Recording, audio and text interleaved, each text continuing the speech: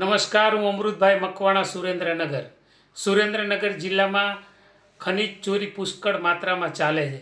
છેલ્લા 6 મહિનામાં ખનિજની જે ખાણો છે એમાં ગેસ ગળતર થવાથી 12થી વધારે શ્રમિકોના મૃત્યુ થયા.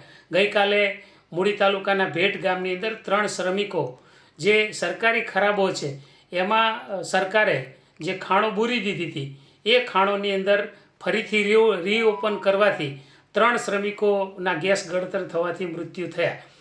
અને ગઈકાલે રાત્રે જે એફઆરઆઈ થઈ એમાં જે કુલ 4 આરોપી છે એમાંથી 2 આરોપીઓ ભારતીય જનતા પાર્ટીના છે.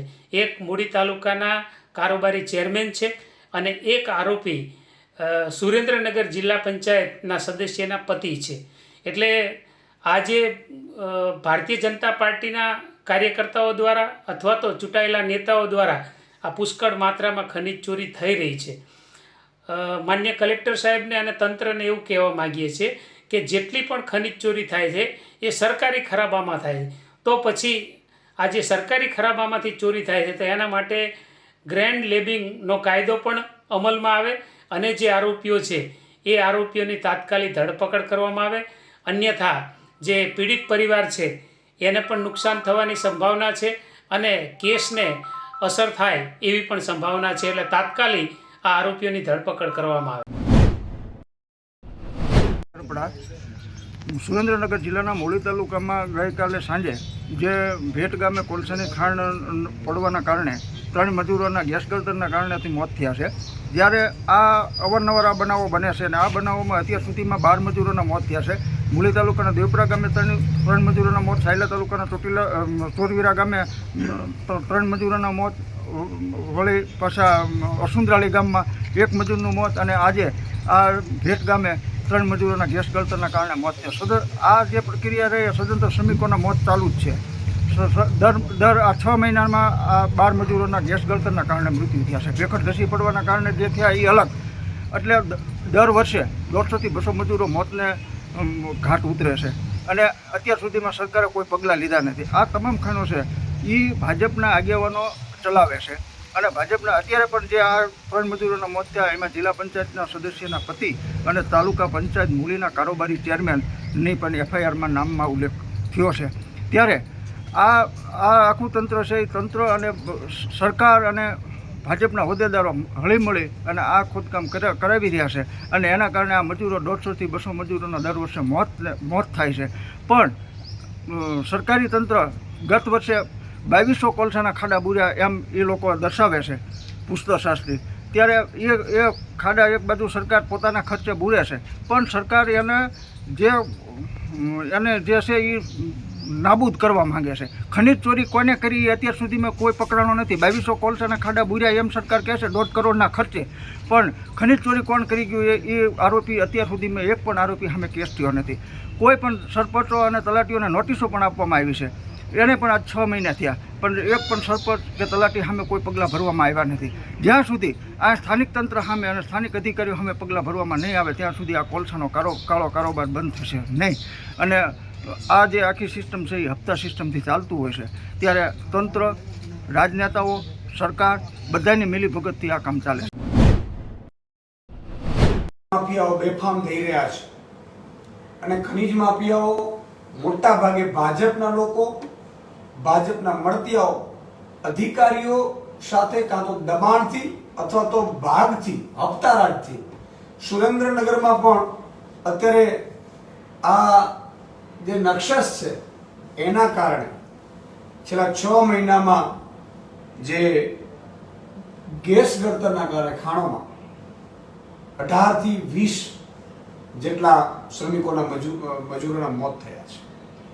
અને મોત થયા પછી પણ ભાજપના લોકો વારંવાર ડેડ બોડી છુપાવી દેવાનું અથવા તો ડેડ બોડીને મળે નહીં અથવા તો તમે વિચાર કરો કે એક હત્યા પ્રકારની કામગીરી થવા છતાં એને છુપાવી અને લઈ જવા માટેના પ્રયાસ કરે. આનાથી ગુનાની પ્રવૃત્તિ કોઈ પણ વ્યક્તિ ન કરી શકે. આજે દુઃખની વાત છે કે ગતરોજ 3 જેટલા ભેટ ગામમાં 3 જેટલા મજૂરોના ગેસ ગળતરના કારણે મૃત્યુ થયા. મેં સાંભળ્યું છે પ્રમાણે રાત્રે 2 વાગ્યા સુધી એ જે ખાણ માફિયાઓ છે એ ડેડ બોડી ન મળે, FIR ન થાય, એ પ્રકારે આખું ષડયંત્ર રચ્યું હતું. રાત્રે હું પોલીસને અભિનંદન આપીશ કે રાત્રે 2 વાગે પણ ડેડ બોડી એમને મેળવી. પણ સવાલ એ થાય છે કે દર વખતે ખાણ માફિયાઓ બેફામ રીતે ખનીજ ચોરી કરે છે. મેં એવું પણ સાંભળ્યું છે કે જે રીતે કલેક્ટરશ્રીએ આ ખાણો જે સરકારી પડતરની જમીનો હતી એમાંથી બેફામ ખનીજ ચોરી થઈ, પછી ખાણો ભરવા માટે માટી લાવ્યા, લાખો રૂપિયાનો ગ્રાન્ટ ફાળવીને એ ખાડા પૂર્યા, છતાંય ઈ ખાડામાંથી પણ હટાવી અને કોલસો કાઢી 200 ફૂટના ખાડાઓ કરી અને એની અંદર પણ સાઈડમાં ખાડાઓ કરી અને આ ખનીજ ચોરો જે ભાજપના લોકો છે, ભાજપના મળતિયાઓ છે, એ સત્તાના જોરે સુરેન્દ્રનગર વાસીઓની આરોગ્યથી માંડીને તમામ પ્રકારની ચિંતા કર્યા વગર લૂંટ ચલાવી રહ્યા છે. તેનું આ પરિણામ છે. મારે દુઃખ સાથે કહેવું પડે છે કે છેલ્લા 6 મહિનામાં 18 થી 20 લોકોના મોત થયા છે. મોત થયા પછી એ લોકો 4 થી 5 મેં સાંભળ્યું છે કે ડેડ બોડી પણ હજી સુધી મળી નથી. એ કોણ કરે છે? તો એનો પણ જવાબ છે. આજે જે ભેટ ગામની જે ઘટના બની છે એમાં ભાજપના જે આરોપીઓ છે જેની સામે FIR થઈ છે એમાંથી તાલુકા પંચાયત મૂડી કારોબારીના ચેરમેન છે એક તો ભાજપના, બીજા એક આરોપી જિલ્લા પંચાયતના સદસ્યના પતિ છે ભાજપના. આ શું માંડ્યું છે? અને ત્રીજી વસ્તુ એ છે કે ખાણ ખનીજ વિભાગ શું કરે છે, પોલીસ વિભાગ શું કરે છે, કલેક્ટરશ્રી અને એનો ડિપાર્ટમેન્ટ શું કરે છે? તમારે ખાણમાં બુરી નાખી રાત્રે એ લોકો દિવસે કરતા હોય કે રાત્રે કરતા હોય ખનીજ ચોરીઓ, તો શું આપણી પાસે ડ્રોન નથી? આપણી પાસે શું વ્યવસ્થા નથી? આપણી પાસે સારા અધિકારીઓ નથી કે તમને ખબર પડી જાય? આ ખૂબ જ દુઃખની વાત છે. અને એટલા માટે આજે અહીંયા સુરેન્દ્રનગરમાં આ શ્રમિકોને જે મૃત્યુ પામ્યા છે એમના પરિવારને આમ આદમી પાર્ટી માંગ કરી રહી છે કે 1 કરોડ રૂપિયા વળતર આપવામાં આવે.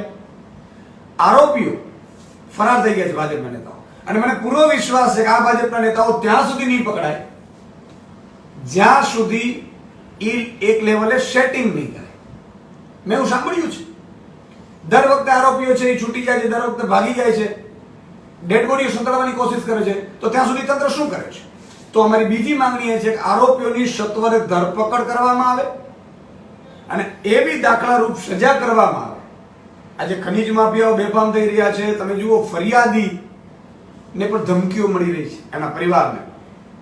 જે લોકોના શ્રમિકોના મોત થયા છે એના પરિવારને પણ ધમકીઓ મળી રહી છે.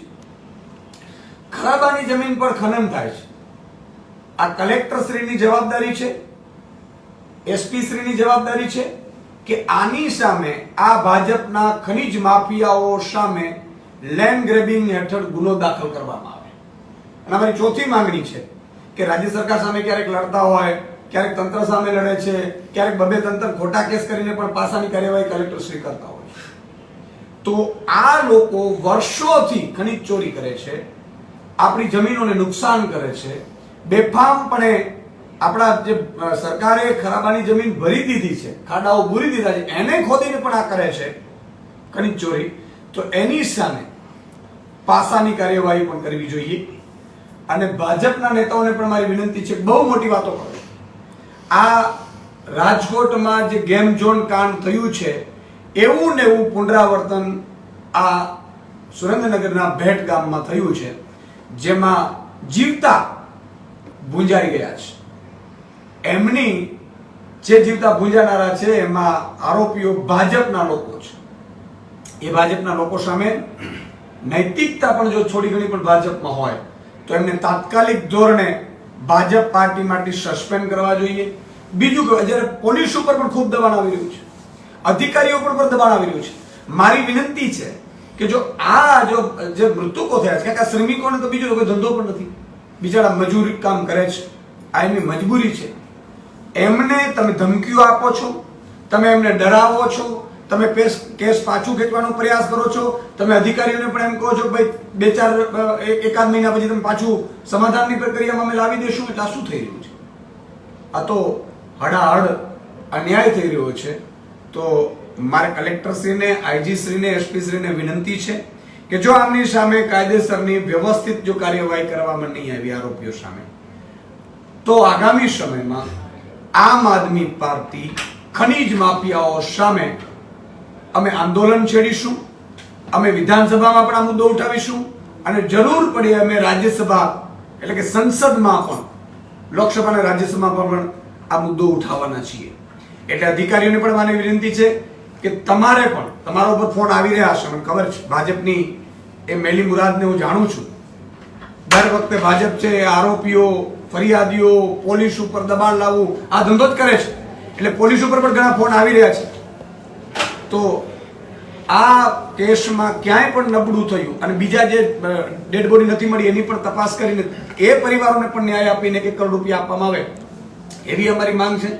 અને છેલ્લી વાત કે જો આ ખનીજ ચોરી આગામી સમયમાં અહીંયા બંધ ન થઈ, ભાજપના મળતિયા જો બેફામ ખનીજ ચોરી કરે છે જો બંધ ન થઈ, તો આગામી સમયમાં ખાણ વિભાગ સામે, કલેક્ટર તંત્ર સામે અને પોલીસ તંત્ર સામે ના છૂટકે અમારે ઉચ્ચ પ્રકારની કાર્યવાહી કરવી પડશે.